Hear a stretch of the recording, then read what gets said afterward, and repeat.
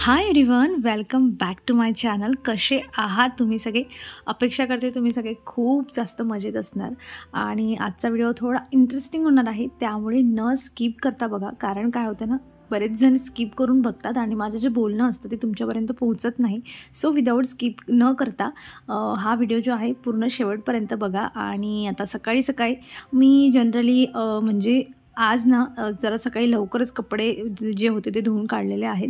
आणि आता जसं म्हणजे मला असं वाटते की मागच्या 2-3 दिवसापासून ना थोडं उन्हाचं प्रमाण वाढलेलं आहे आणि मी उन्हात मोस्ट ऑफ कपडे टाकत नाही, जेणेकरून म्हणजे काय होतं ना की त्यांचा कलर उडायला लागत असतो उन्हात जर आपण कपडे वाळवायला घातले. तसं चांगलं असतं, पण जास्त वेळ असले ना की सुकल्यानंतर ते उन्हात जर राहिलेत ना, मग ते त्यांचे जे असते ना कलर फेंट व्हायला लागतो. जेवढा भाग आपला हा उन्हात असतो ना आणि तुम्ही जो भाग उन्हात नसतो, तुम्ही जर नंतर कंपेअर केलं ना, दोघांमध्ये बराच फरक आलेला असतो.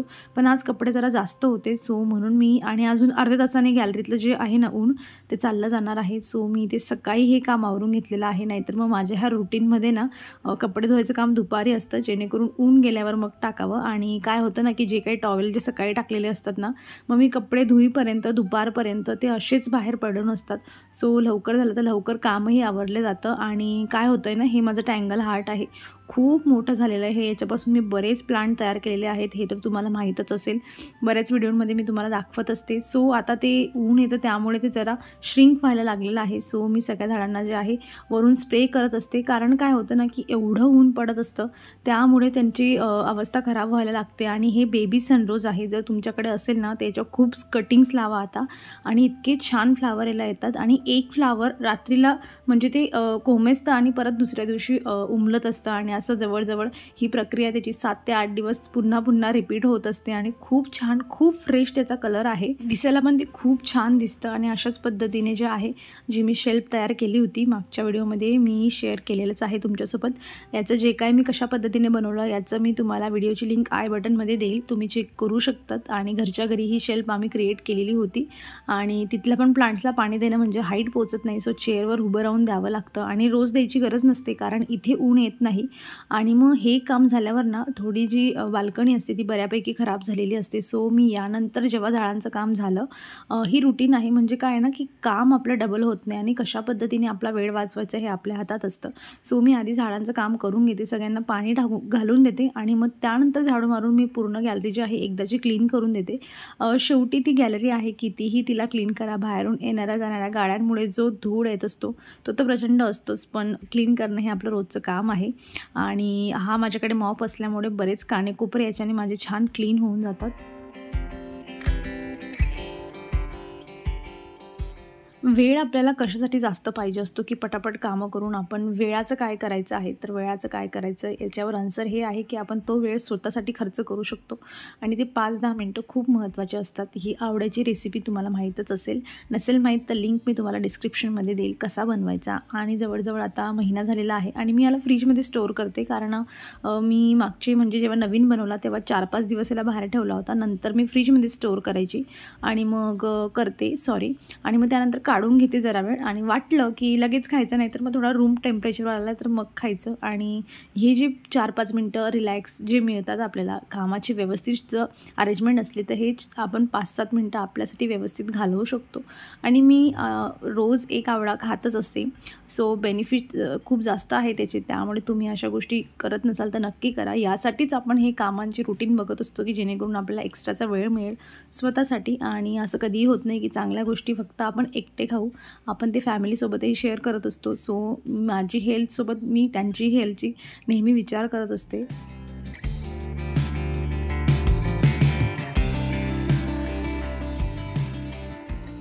आज मस्त बुंदीचा जे रायता असतं ना ते बनवायचा प्लॅन आहे. त्यासाठी मी दही काल रात्रीच मार्केटमधून आणली होती. आणि जसं मी म्हणले की थोडं उन्हाचं जे प्रमाण आहे वाढलेलं आहे, थंडीत मोस्ट ऑफ एवढी दही खाल्ली जात नाही, पण आता उन्हाळ्यात जे आहे जास्तीत जास्त दही आपण खाल्ली पाहिजे.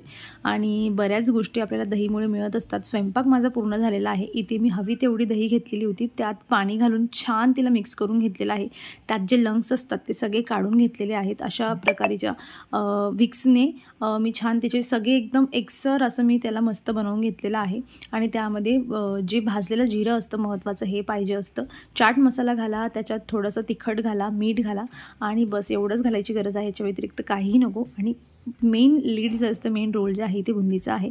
हे सगळे झाल्यावर याच्यामध्ये बुंदी टाका आणि अगदी 2 मिनिटाच्या आत ही रेसिपी तयार होते आणि मुलांनाही खूप जास्त आवडते ही. वरून गार्निश करण्यासाठी याच्यामध्ये कोथिंबीर घालायची आणि मस्त जेवणाबरोबर तुम्ही चपातीसोबत देखील खाऊ शकता. जास्त पातळ बनवलं तर जसं लग्नात ताक मिळतं ना, तसं ताक तुम्हाला घरच्या घरी बनवून तयार होऊन जातं.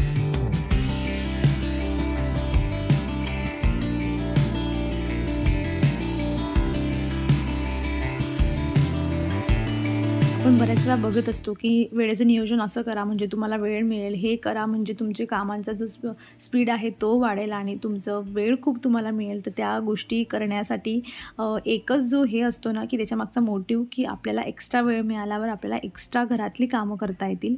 आणि इथे मी माझ्या मागच्या व्लॉगमध्ये तुमच्यासोबत शेअर केलेलं मी ग्रोसरीची शॉपिंग करून आणलेली. सो ती म्हणजे एक दिवस तशीच पडून होती, कारण मग संडे गेला की मग मंडेला धावपळ असते आणि म्हणून मग मी आज जे आहे इथे मी हे करायला घेतलेलं आहे. दुपारची वेळ आहे, सगळं किचन माझं व्यवस्थित आवरून झालेलं आहे आणि जे काही पिस्ता वगैरे म्हणजे ह्या ज्या गोष्टी असतात ना, काय होतं ना की हे तुम्ही वर डोळ्यासमोर ठेवलं ना तरच ते तुमच्या खाऊन होतात आणि ते तशाच तुम्ही पिशवीमध्ये किंवा ते डब्बे तुम्ही ट्रॉलीजमध्ये ठेवले तर तुमचं खाऊन होत नाही. त्या गोष्टीसाठी कोपऱ्यातल्या गोष्टी खाण्यासाठी आपल्याला सवय पाहिजे असते आणि कामांमध्ये ही सवय आपल्याला लागत नाही, कधी आठवण राहत नाही. त्यामुळे मी सगळ्या ज्या गोष्टी आहेत त्या डोळ्याच्या समोर असतात माझ्या. जी ट्रॉलीज माझी नेहमी जास्त ओपन होईल मी त्यामध्ये ठेवते, जेणेकरून मला दुसऱ्या गोष्टी काढताना हे डब्बे दिसतात आणि मग ॲटलिस्ट मी पण खाते आणि घरच्यांना पण देत असते नेहमी.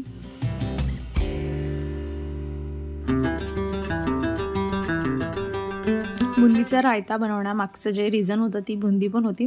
कालच्या दिवशी आम्ही बुंदी जी होती ती विकत आणलेली आणि मी घरी बनवत असते बऱ्याच वेळा बुंदी, पण ह्यावेळेस मार्केटमधून आणलेली. आणि जे काही लवंग वगैरे होते जुन्या वर काढायच्या आणि नवीन ज्या आहेत त्या खाली टाकायच्या, म्हणजे जुन्या ज्या असतात ना त्या आपल्या लवकर यूज होऊन जातात. आणि हे काही मसाल्याचे ठराविक असे ब्रँड्स आहेत जे मी माझ्या म्हणजे आईकडूनच आणत असते आणि अगदी 10 रुपयाचं छोटंसं पाऊच येतं, पण त्याची टेस्ट मला जास्त आवडते मसाल्याची. दीपक मसाला असं त्याचं नाव आहे. जर तुम्हाला कुठे मिळालंच आणि तर तुम्ही नक्की एक ट्राय करा. जस्ट 10 रुपीजचं आहे, ट्राय करा आणि मग बघा. सो ह्या गोष्टी पटापट सगळ्या मी आवरून घेतलेल्या आहे. आणि जे मटकी किंवा मग जे आपले मूग असतात किंवा चणे असतात, ह्या ज्या 2-3 गोष्टी आहेत ना आणि जी आपली चवडी असते, ह्या गोष्टी मी नेहमी फ्रीजमध्ये ठेवते. कारण कुठलाही ऋतू असू द्या, मी हे जनरली नोटीस केलं आहे की बाहेर जर तुम्ही डबे भरून ठेवले, कितीही तुम्ही हवाबंद डबा असू द्या, ते खराब होतातच. सो त्यापेक्षा त्यांना फ्रीजमध्ये एक डब्बा करायचा, सगळ्यांना एकत्र पिशव्या डब्यात ठेवायच्या आणि तो एकच डब्बा फ्रीजमध्ये ठेवायचा, म्हणजे गोष्टी खराबही होत नाही, पैसेही वाचतात आणि परत खराब झालेल्या गोष्टी निवडण्यामध्ये जो वेळ जातो तोही आपला वाचतो. आणि उगाच त्यांना परत परत उन्हात ठेवा, ह्या सगळ्या गोष्टी आपल्या स्किप होतात आणि आपला बराच जो असा वेळ असतो तो वाचून जात असतो यामुळे. आणि आता सगळ्यात महत्त्वाची गोष्ट की जे काही सीझनल फ्रूट्स आहेत ते मी नेहमी ट्राय करते की कुठे म्हणजे सॅटर्डे संडे जर बाहेर गेलो तर सीझनल फ्रूट घरात आलेच पाहिजे आणि ते खाल्लेच गेले पाहिजे. जशी संत्री आहे, ती संत्री आपल्याला बघतो आपण की हिवाळ्यातच मिळत असते जास्त करून. सो आणि स्वस्त पण असते. ग्रेप्स असतात ज्यांचा आता सीझन चालू झालेला आहे आणि ह्या सगळ्या गोष्टी जर आपण आणल्या तर त्या आपल्या कन्झ्युम होतील, अदरवाईज त्या होणार नाही. आणि मुलांना द्या, मुलांच्यासोबत तुम्हीही खा, कारण तुमची हेल्थ तुम्ही हेल्दी असाल तरच आपली फॅमिली पूर्ण हेल्दी असते. आणि मी ही मम्माअर्थचा शॅम्पू अजूनपर्यंत यूज केलेला नाही आहे आणि मला तिथे ऑफरमध्ये ॲक्च्युली मिळाला आणि मग मी म्हणून घेऊन आलेली. माझा संपलेला होता. मी असं कुठलाही पर्टिक्युलर ब्रँड जो आहे ना, शॅम्पू अदरवाईज कुठल्याही गोष्टी असो मी पर्टिक्युलर यूज नाही करत. मी एक मस्त अशी गृहिणी आहे आणि गृहिणीचं काम असतं की घरातले कामं चोख करायचे आणि जितका पैसा वाचवता येईल तितके पैसे वाचवायचे. आणि इथे मी मार्केटमध्ये गेली, कुठेही शॉपिंग करायला गेली तर त्या गोष्टी बघत असते की याचं चांगलं हा ऑफरमध्ये मिळतो आहे आणि माझी गोष्ट संपलेली आहे महत्त्वाची घरामध्ये, तर मी ती गोष्ट घरात घेऊन येते. आणि लेट्स सी आता काय कसा असतो. आणि मला एवढा म्हणजे माझे केस एवढे जास्त हे नाहीत की अचानक कुठलं शॅम्पू यूज केलं तर खूप गळायला लागतील किंवा काय होईल. सो लकीली अशी गोष्ट असल्यामुळे मग मी एखादा पर्टिक्युलर ब्रँड जो आहे तो कधीही चूज करत नाही. जे ऑफरमध्ये असलं ते मी घेऊन येत असते.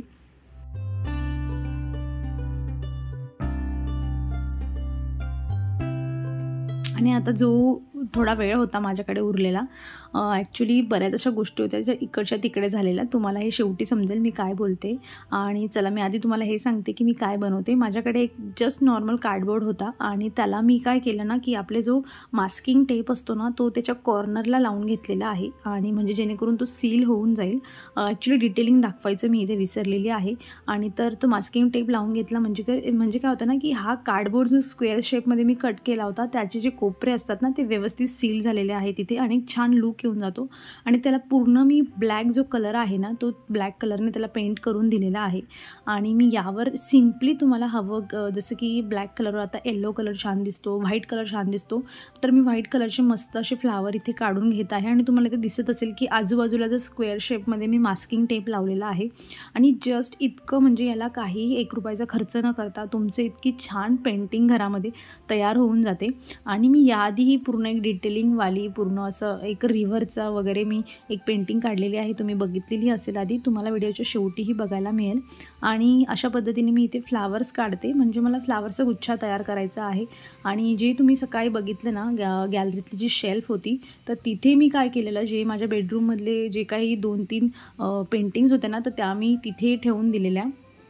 कारण जी गोष्ट नवीन असते आपण त्या गोष्टीला जास्त सजवत असतो, जुन्या गोष्टींकडे दुर्लक्ष होतं. सो आता वेळही खूप झालेला आहे आणि आमच्या बेडरूममधली जी शेल्फ होती ती रिकामी पडलेली होती. तर तिच्या गोष्टी तिला रिटर्न करण्याची जी वेळ आहे ती आलेली होती आणि नवीन गोष्टीसाठी नवीन गोष्टी मी इथे तयार केलेल्या.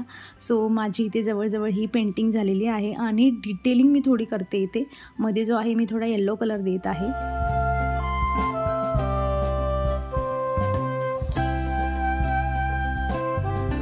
आणि घरात अशा छोट्या छोट्या गोष्टी डेकोर करायला जास्त वेळ लागत नाही, पण तो वेळ काढणं आणि तो वेळ बनवणं खूप जास्त महत्त्वाचं असतं. आणि मी माझ्या घरातली कामं आवरून जो काही वेळ असतो तो स्वतःला मी प्रिपेअर करत असते. पियालाही घेऊन बसत असते. ती तिच्या गोष्टींसोबत एन्जॉय करते. गप्पा मारता मारता आमची कामं होत असतात. आणि जे मी एक हायलाईट करण्यासाठी की एक फ्रेम वाटावी ना यासाठी मी काय केलं की नॉर्मल जो माझ्याकडे एक असं चमकीचा कलर होता तर तो मी तिथे गोल्डन कलर तो मी तिथे देत आहे जेणेकरून ही फ्रेमचा लुक तिने घ्यावा. आणि नॉर्मल असं फिंगरने जे आहे मी याला इथे पेंट करून घेतलेलं आहे जेणेकरून एक रफ लुक येईल. आणि मागून तुम्ही बघू शकता एक नॉर्मल कार्डबोर्ड आहे आणि माझी पेंटिंग इथे तयार झालेली आहे. कशी वाटली मला कमेंटमधून नक्की सांगा. इतकी सिंपल गोष्ट आणि तुमच्याकडे असं छोटासा कार्डबोर्ड असेल चांगला थिक असा तर त्यावर अशा गोष्टी बनवायला विसरू नका. तर हे बघा हे इथे सगळं ठेवलेलं होतं आणि यातल्या ज्या काही 2-3 पेंटिंग्स होत्या ना तर त्या बेडरूममधल्या होत्या. सो मी त्यांना आता परत तिकडे ठेवणार आहे कारण इथे जास्त धूळ पण येते आणि चांगली पेंटिंग खराब होईल. सो म्हणून ती फ्रेम मी आता रिटर्न तिकडेच ठेवणार आहे. आणि इथेही छान वाटतं आहे, हे ब्लॅकवर काढलेलं आहे त्यामुळे उठून दिसतं आहे. सो असा याचा आता सध्या तरी लुक आहे. सो कसा वाटला हा व्हिडिओ मला कमेंटमधून सांगा. आवडला असेल तर नक्की याला लाईक करा, कमेंट करा, शेअर करा तुमच्या मित्रमैत्रिणींसोबत. आणि चॅनलवर नवीन असाल तर चॅनलला सबस्क्राईब करा. आपण भेटूया अशाच पुढच्या इंटरेस्टिंग व्हिडिओमध्ये. तर तुम्ही स्वतःची काळजी घ्या. So take care friends and bye.